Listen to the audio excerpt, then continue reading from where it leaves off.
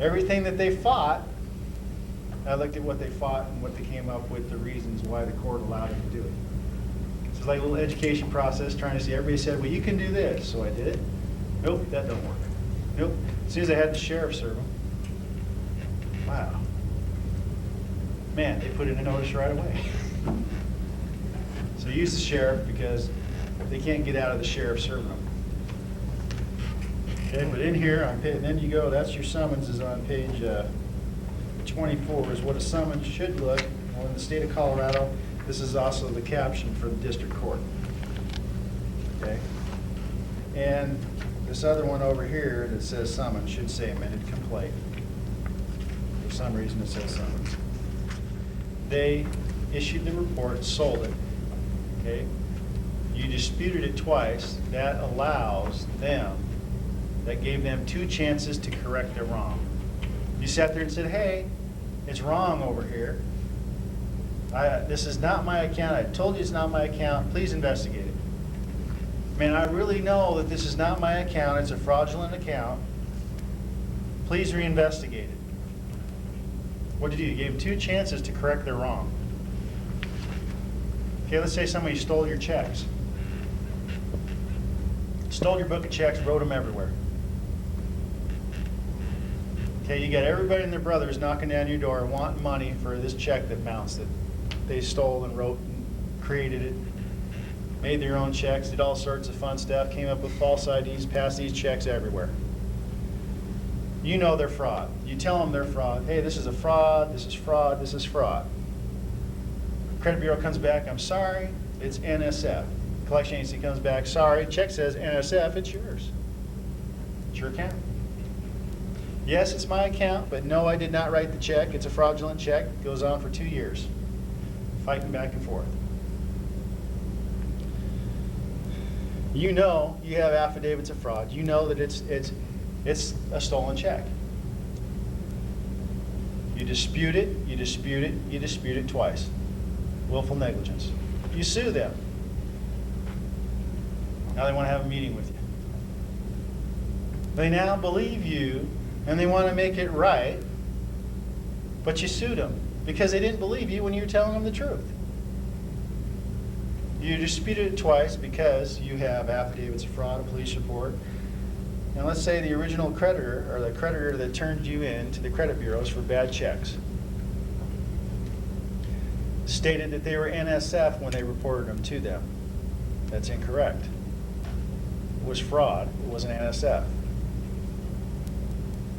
Okay, but the company, the collection company, all they see in their face is NSF, it's yours, man. I don't care what you say, it's yours. You tell me everything? No, it's yours, it says NSF. NSF means non-sufficient funds in the account, it's yours. I don't care what you do, it's yours. Okay, well, you believe that, I'm going to have to sue you. They go, well, you can't sue us, it says NSF on the check. That's what they're all going after, what they see. NSF on check. You didn't have enough money in your bank account to cash the check. They don't believe, until it was enacted about a year and a half ago, there was no identity theft statute in place. And this is the runaround you got. You have it, they say no, Bureau reports it. You're pulling your hair out trying to say it's not my account. I mean, it is my account, but somebody else stole the check. You know, they can't get past it. It is your account, but somebody else wrote it. It's fraud. Well, what happened is I sued them. And this is the suit. And actually, this suit, there is one thing that's different about this suit than most suits. On page 26. The lawsuit in this suit combined the Fair Credit Reporting Act with the Fair Debt Collection Practices Act. They should have been separate suits. Or they at least should have had the header of the one suit stating Fair Credit Reporting Act. Then do the next one below that, next jurisdiction, Fair Debt Collection Practices Act, and go down there. List what they did, who did what wrong on that part. And then go through, or you just separate all the suits separately. I would suggest doing it separately. Why did you combine the Colorado Consumer Credit Reporting Act The Consumer Credit Reporting Act in Colorado fines debt collectors $10,000 for every act of collecting a debt in the state of Colorado. Every letter that they sent without the license to collect in the state of Colorado cost that company $10,000. That means you're not the only one that they're trying to collect from. So at the time, I didn't know whether or not that $10,000 fine, if I was able to collect it or not. So I threw it in there. I said, hey, I know you guys violated this, so I'm putting it in my suit. Because I know you did this, you're not licensed. I looked, went online, checked it, you're not licensed there, don't have a license to collect, you can't collect, you're not supposed to collect.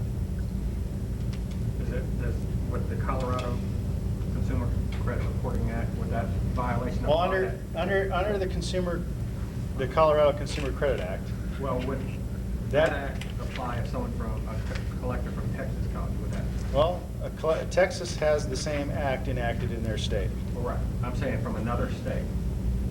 The only way you can plead another state's law in another state is if you do it under the 14th Amendment of the Constitution, Right. saying that this state over here has a law that my state doesn't have. No, what I'm getting at is, what if the collection agent is not in your state? Okay, what you're saying is if the collector is not in my state Right.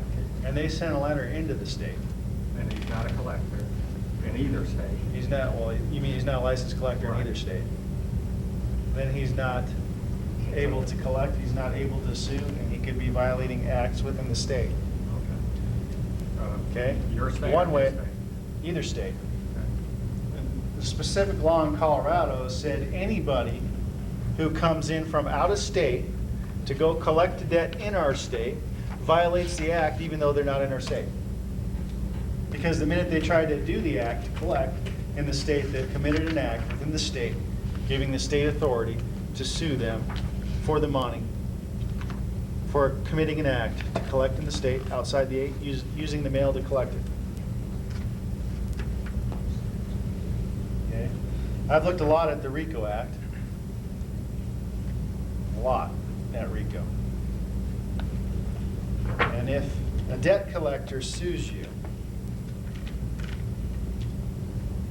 right, he sues you, and let's say he drops the case when you ask him to validate and verify the debt. He just drops it, dismisses his own case, and walks away.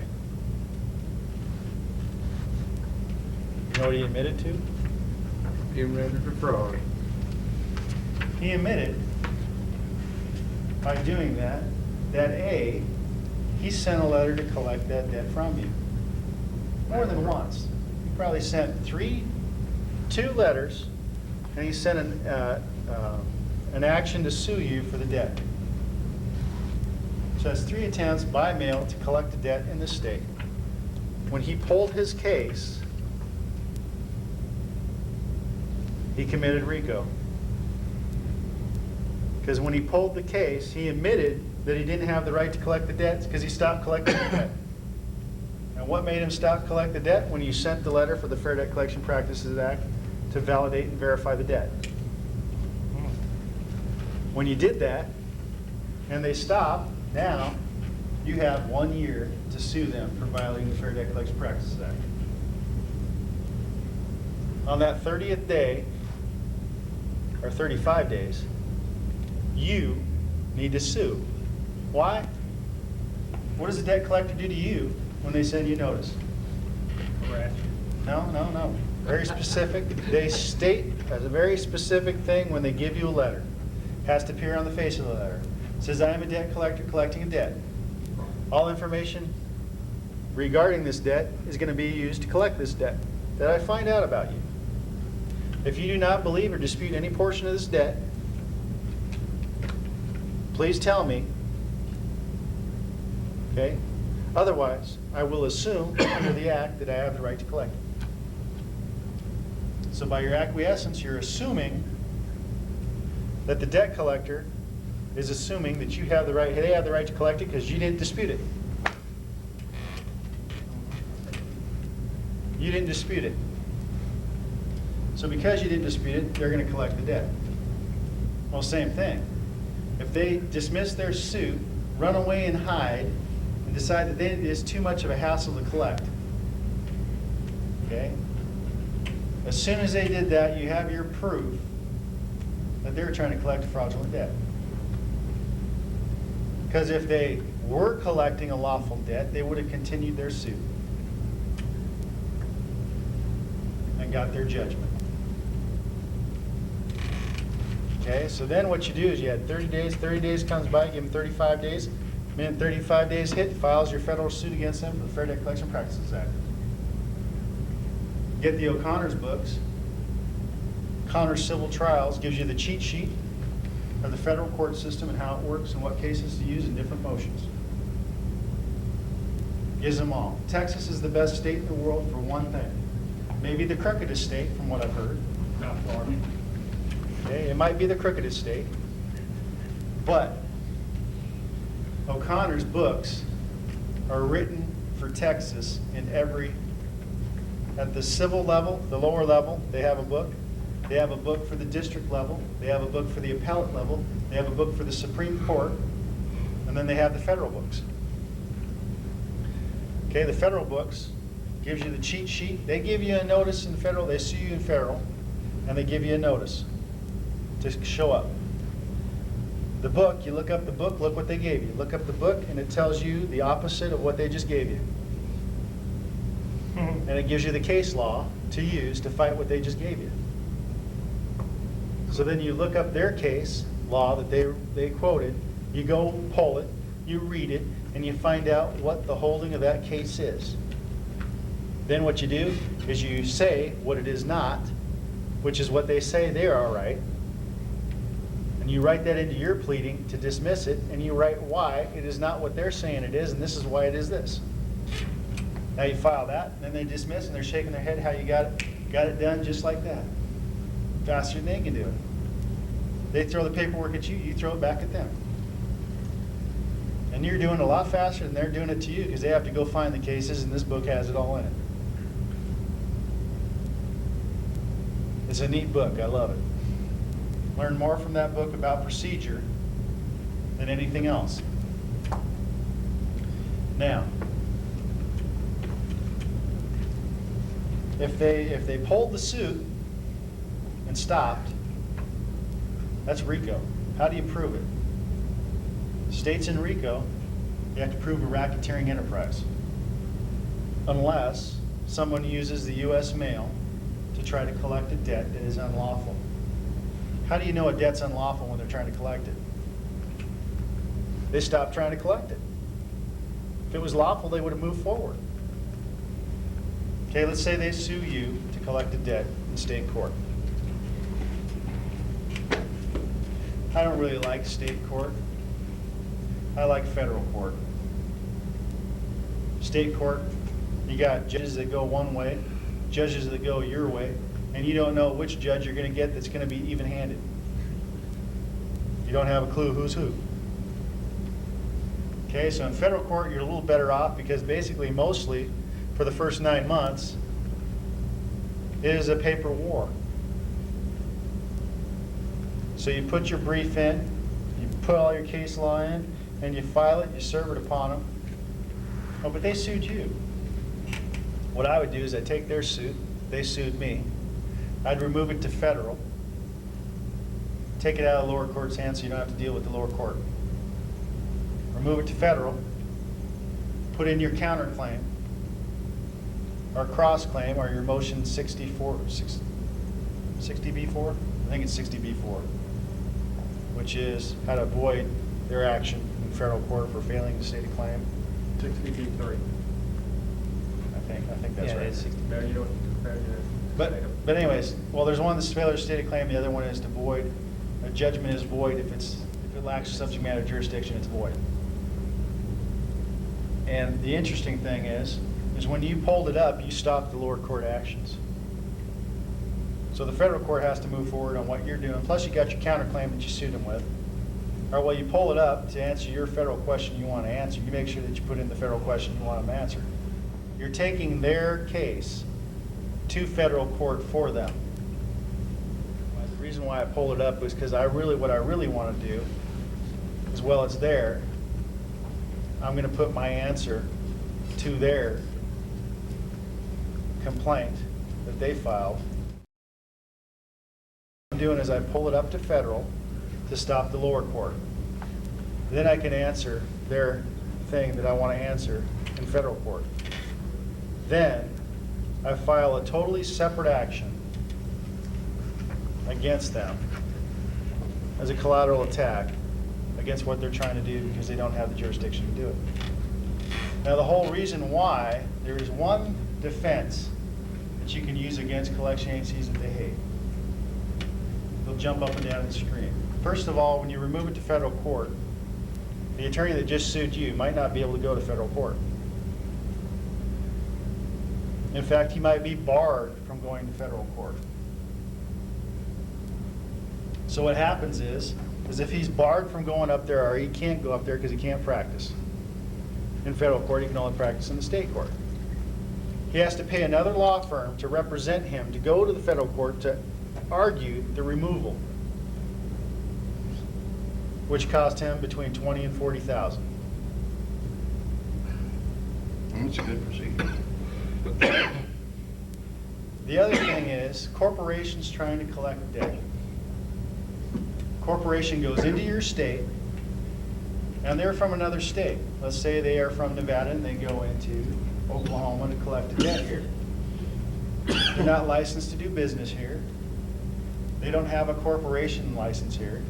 They have nothing here. No act, no agency, no registered agent. They just hire an attorney to sue you. No diversity. No, it is a diversity question because... I know it is. I'm saying they can't do that in the state. They gotta Right. get paid. Right, they have to do it in federal, but that attorney doesn't want to do it in federal because he can't go to federal to do it. Because if he went to federal and was honest and went to the federal court to enforce what the contract he has, the contract would then be a federal argument because it's a contract between a corporation in this state and you're over in this state. Okay? When you remove it under diversity because they don't have the right to bring the suit, the only question is whether they have the right to bring the suit in state court, and they don't. That's correct. Okay? They don't have standing to bring the suit. And that's the question you bring up. in So, federal.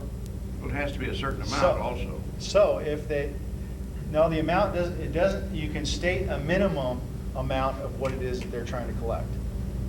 There are certain minimums of courts. The only court that does not allow a minimum thing is property. Property fights always relate to